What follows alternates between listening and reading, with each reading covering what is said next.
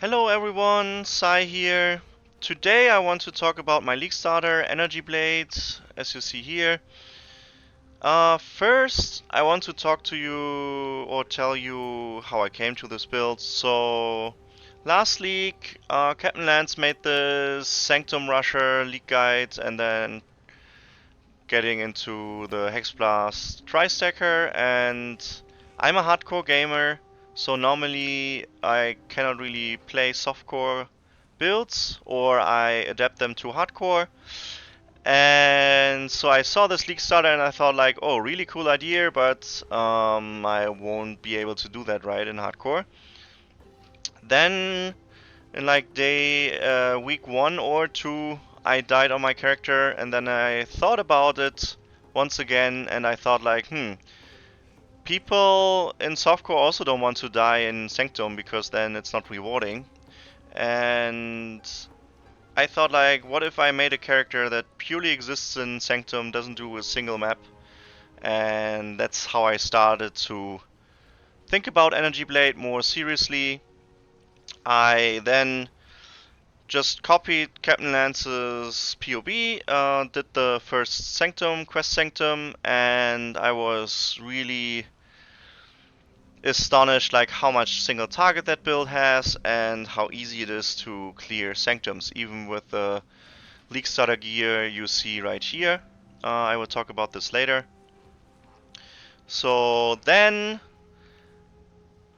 I just was in Sanctum the whole time and didn't kill Kitava. I even made level 100 and still didn't kill Kitava, just in Sanctums, and I was also surprised like how much currency Sanctum was providing to me. And as a hardcore player, it felt really nice to know you don't die.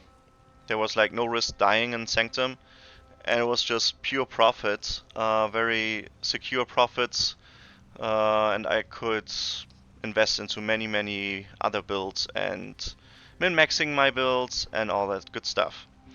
So then, when Necropolis League ended, I was like thinking, I want to make this Leaugestarter public. So far, just the leveling is a little bit more hardcore friendly, but then this new idea came to mind, and I was thinking, what if this actually would work in early mapping? What if you could take this build, being low life, and just do the first Sanctum and then just progress with these items to yellow tier, even red tier maps. And I did that, and I didn't come close of dying, and everything felt very nice in my opinion.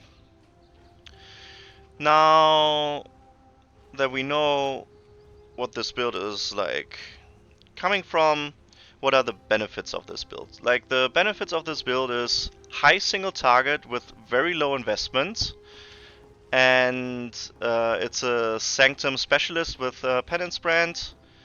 You just put the Penance brand out there and then you can focus on dodging and just leap flaming around. So with like Hexblast Mines or any other skills, you just have to stand still while you do damage. This build can do damage while moving. That's a very strong aspect of this build. And later on, this build can be transitioned to like other variants of it. For example, Captain Lance's tri-stacking variant with Ivory Tower and Wrathpit Glove, getting like around 7k ES to 10k ES, depending on how you build it, with the Energy Blade buff uptime, 10,000 ES, but that's the very min-max version. And then you just blast through tier 17s. You can kill Uber bosses very easily. So that's like the benefits of this build. The downside is supposedly it's very squishy and you cannot map with it, but I'm telling you that is not the case. You can very easily make suggestions to the POB and make it work for mapping very early on even. So now we know the benefits, let's have a look at the details of the build and the POB guys. So my POB has a detailed leveling tree, a detailed early Sanctum Rush tree variant with a little bit of leveling in Sanctum, and then the mapping aspect of the build. So, as I said, this build is heavily inspired by Captain Lance's version. In the notes there is a link to his updated Leaugestarter POB. But yeah, I think my version is just a little bit more hardcore friendly, and you can even take this version into maps and have a blast mapping. You don't need to do it in Sanctum. However, this build is very good in Sanctum, so I will myself do the Sanctum Rush version of it, and ideally I will not enter any maps. Okay, so let's start. We start as a Templar. The leveling as a Templar got nerfed a little bit, but that's not a big deal. You're still very fast. I prioritize the life first for Brutus, and then we take the cast speed and the damage. Then we travel to the really nice mastery, fire mastery with a 100% increased damage.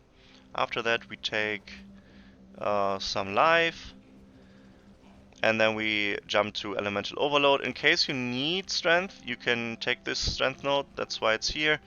But if you focus on strength like a heavy belt, you probably won't need it. Then you take the aura wheel.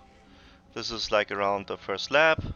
First lab is battle mage, and then when you start getting battle mage, you just ID any rare weapon you find, and that will increase your damage by a ton. The ideal weapon for battle mage is 2 flat damage prefixes, and then you craft fire to spell damage, flat fire damage to spells. Yeah. Then you take the movement speed stuff and the minion damage stuff, which further increases your damage and makes shield charge and leap slam much more enjoyable to use. At level 28 you want to take Runebinder, and then you will stop using Holy Flame Totems, but we will get to the skills later. And then you will take this life wheel. The one downside of this build is mana a little bit. You will have to use mana flasks throughout the campaign. There's one option if you are lucky enough to get some currency early and you're willing to spend some currency early. You can swap to Malachi Similar. Malachi Similar is the helmet that you will use for Sanctums and also for your mapping version, and it will give you blood magic and 20% more damage with spells. Very strong helmet, and that way, so when you swap to blood magic, you will no longer have any mana issues whatsoever. However, this taking this helmet early will make you a little bit squishier throughout the campaign because you cannot use more than one aura. You can only use Eternal Blessing plus Determination, for example, or Grace, or Haste if you want to be faster, and that's it. The normal version that I will do will use Determination or Grace, and then Arctic Armor plus Flesh and Stone. So that will be more tanky than the Malachi Similar version. Okay, that said, then with a second lab you will take Righteous Providence. Now you are a crit based character, and you should also swap to crit supports. It's a little bit more damage, but the more important thing is that you can start leveling those gems and be ready for Sanctum later. Then the third lab will look like this. You just take the life nodes, some crit nodes, the energy shield mastery here for the 30% of chaos damage taken does not bypass energy shield. That's very nice um, for the first Sanctum run. And in case you want to farm Betrayal in Foothills, I highly recommend to take these 3 Chaos nodes so that you don't randomly get one-shot by a Tora. Just makes it a little bit safer. This will require 3 additional respec points, so you have to decide for yourself. Then for helping Witch Bandits, I will choose Alira, because we will use a lot of uniques in this build and it will be pretty tough to cap your resistances. Also will make it easier to get some nice cast speed rings with less resistances for the Sanctum runs. So yeah, I will help Alira. That's my idea. So now let's go to the first Sanctum version. I opt to level to 68 or to 70, that level range, and do my first Sanctum. Captain Lance always prioritize the Combs route for being stun immune. I like to use the Syntrack boots. They are also very efficient and 30% movement speed is nice. Combs route don't have any movement speed on them, and they also don't have any sockets, so they will increase the socket pressure on your items by quite a lot. So in order to use Syntrack boots, I take these 3 nodes. I tested it, I like it very much. I will take these 3 nodes for stun recovery, and then the Brine King for then furthermore being stun immune after the first stun. That's how I do it. Then to show you how you progress in early Sanctums, you want to get the 2 masteries for brand attachment range, which will feel very nice. Also this notable with 30% increased brand attachment range. And then the 2 additional brands. And then you also want the leech. You just need 1 point. So when you occasionally will get hit, you can recover the energy shield. Since you don't take Zealot's Oath early, you want the regen actually applying to your life. Yeah, and then also this early on you don't have a lot of cast speed, and this wheel will provide you with some cast speed, which is quite nice. Then there is another way to do the Sanctums, which doesn't include Vitality. But without Vitality, your life regen will be not sufficient enough to spam your skills. You will, since your skills cost life, you will slowly degen if you spam your skills, and I don't like that personally. But that will save you 4 points, and you can invest those into like cast speed here and some more energy shield. So that's your choice. Then let's talk about my mapping variant. So when I say the mapping variant, I think you should still consider doing your first quest sanctum, because you can. And after you did that, you will be around level 72, and this is the setup. You want the instant leech, life leech, and no, leech. No, this is actually sorry guys. This is energy shield leech, and with this and the ghost dance, you will feel really tanky during the maps. Like I did a run where I did one of each map, starting from tier 1 maps all the way up to tier 10 maps, and I smashed the content with this setup. You also will need the chaos resistance, maybe even this one, since you will need to kill Kitava, and that is minus 30 to chaos resistance. So in order to fight that early without any gear, you will need to invest into the tree. But don't worry guys, you have so much damage that even wasting like 7 points in the early maps is no big deal. You will still one-shot everything with the Penance Brands of Dissipation. The way it works is, let's go all the way up to the mapping variant. I use a 4-link in the gloves, which is a pseudo 5-link for Penance Brand of Dissipation. And that is for single target, like if you have like essences or tough rares, map bosses. And then I will use Val Arc with power charge on crit, and then these two, yeah, Spellblade of course, and then increased critical strike chance. The damage will still be enough, even though you have very low support skills, will still be enough to clear. And Val Arc is just a very nice button to press.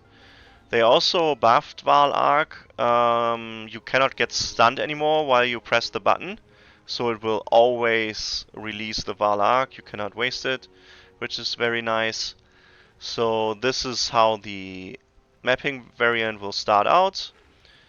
Then the first levels you will get to Iron Will, which is a lot of damage, and then take these life nodes, and you would like to get like something like this, like life, ES, some strength and intelligence, or elemental resistances, like just any decent jewel.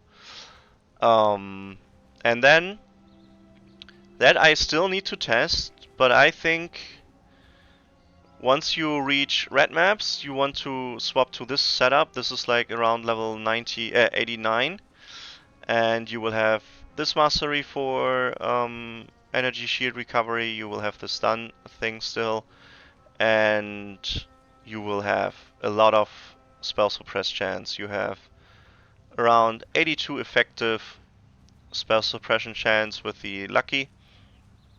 So I think this will be very strong. To make the mapping setup work, I also need to talk a little bit about the auras. So the Sanctum Rusher will use Tempest Shield, Discipline, and Vitality. But in order to be safe in maps, you want to be freeze immune and shock immune.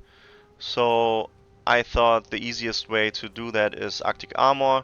Arctic Armor, I think in general, will be stronger this league because you don't have the Fizz taken S aspect of the game anymore. And then I will use Petrified Blood to just have a little bit more effective life against chaos damage. So that's the aura setup. It worked really fine. Although I only had like around 900 unreserved life, I never came close to dying to chaos damage. Like with the ES mastery, 30% of chaos damage taken does not bypass energy shield, and the Petrified Blood protection, it felt really strong. Like I didn't came, and then the instant leech and the ghost dance, like I didn't come close to dying at all. It was one of my best league start rushing maps setups that I ever run. The one downside though with this build is you cannot just finishing campaign, killing Kitava, and then go to the maps right away. Before you want to kill Kitava, you actually want to do a little bit of heisting or chaos recipe farming in order to afford the mandatory uniques. All the uniques are very cheap, don't worry about that. They are very common uniques, but you still need them. So the uniques that you really want are Malachi Similar and Ghost Wraith. These are kinda mandatory. And then the Kalisa's Grace gloves are just a very nice pseudo 5-link with a lot of ES, so also very efficient. Syntrack boots, I think actually that you can spec out of those earlier this time around because of the new base types and the higher life rolls that you can get on items. So Syntrax is very good early for white maps, but I think you can get better boots, better rare boots quite quickly. Then for the amulets, this is just a lot of attributes, which makes it easier to scale grace or haste early on. But you can also go for like a cast speed, crit multi amulets. Yeah, but Carnage Heart is just comfy. But if it's too expensive because of all the mini players this league, you can also look for a better rare amulet early. Then Laurie's Lantern I think is kind of like so efficient since we are low life that it's a very good, very cheap option early on. And then for the other ring, you basically need resistances. You want chaos resistance. A better version is like if you can afford it, resistance wise, you want like maximum energy shield, life, cast speed, and then strength or int. As a belt, early on, just a heavy belt, and then as many stats on it as you can. Resistances, strength, life, energy shield, all that good stuff. And I also would have one flask with stun recovery. I don't have it here, but I will add that later. And I would automate the flask as early as possible. Just invest a little bit of the currency that you get from Sanctum. Sanctum also gives you a lot of instilling orbs, so just automate your flask as early as possible. It's really nice. Then let's look at the spell progression. So you start with Rolling Magma, Elemental Proliferation, Combustion. Warbanner is gone actually. Let me remove that. You can use Shield Shard from level 4 now, so that is nice. I'll actually add that real quick. Shield Charge. So early on you will use Flame Wall plus Holy Flame Totem to clear, and then if you want, you can also add in some Rolling Magma casts. Frostbring as your movement skill, and then Shield Charge. In Act 3, you will still use Rolling Magma until you are level 28, and then you will do the brand swap. Brand swap, you will need to kill Gravicious, and you will get the Armageddon brand, and then you will need one Orb of Chance to get the Cremation. And the colors are quite flexible, just make use of whatever you can.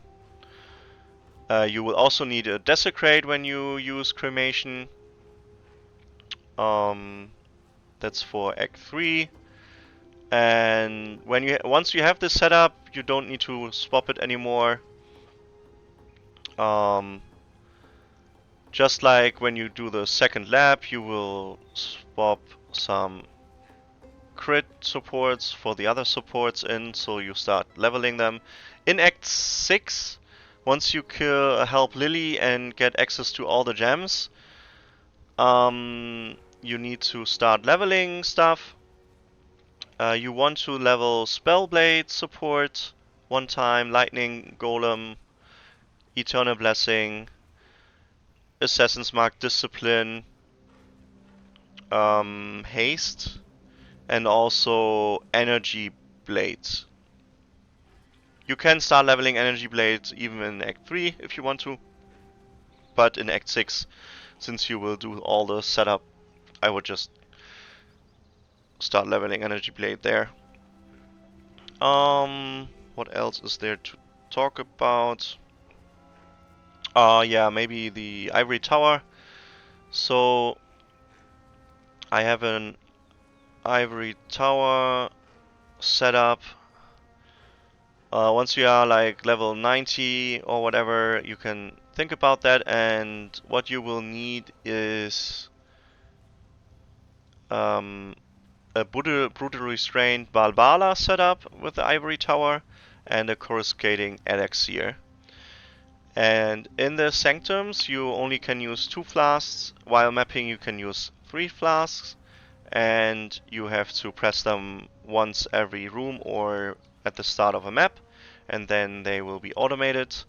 You need that because coruscating elixir makes it so damage doesn't bypass energy shield, and with the Ivory Tower setup, you want to reserve all your life to get a big boost to your energy shield, and you cannot afford it then to get any chaos damage targeting your life.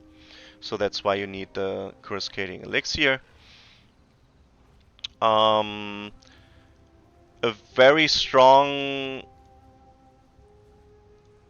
combination of items is just Wrath Pit Globe with Ivory Tower. That is a ton of damage. I tested it with my mapping setup.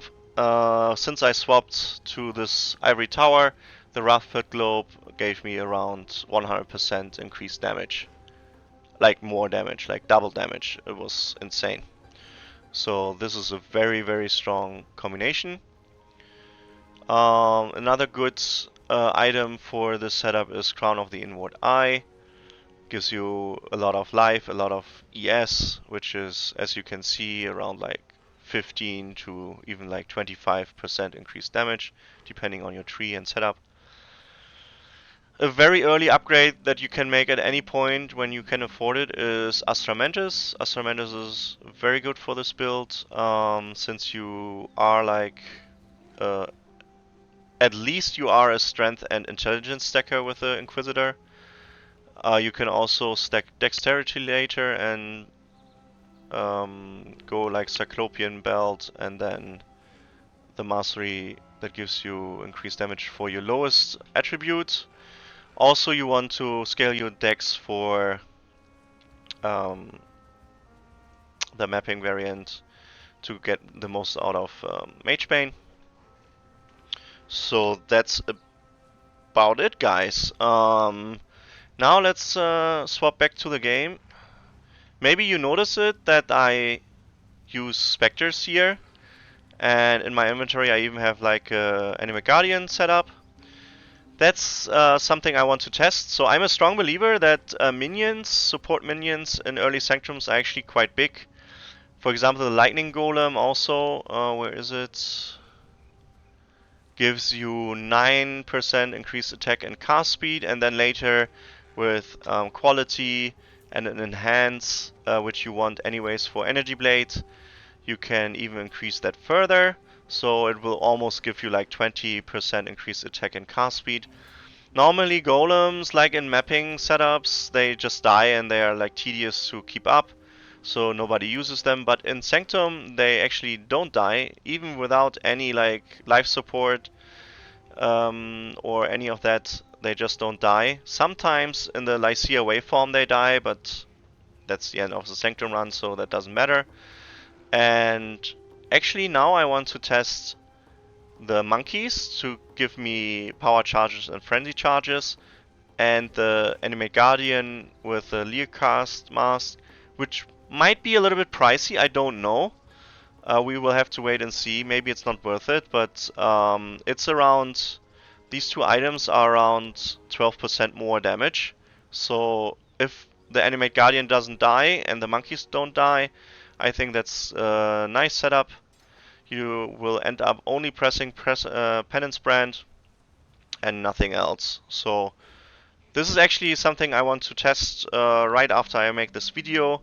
So if you want to hear about the results, make sure you subscribe to my YouTube channel. I will post the Sanctum run on that channel too. And like the video to see more of my content in general.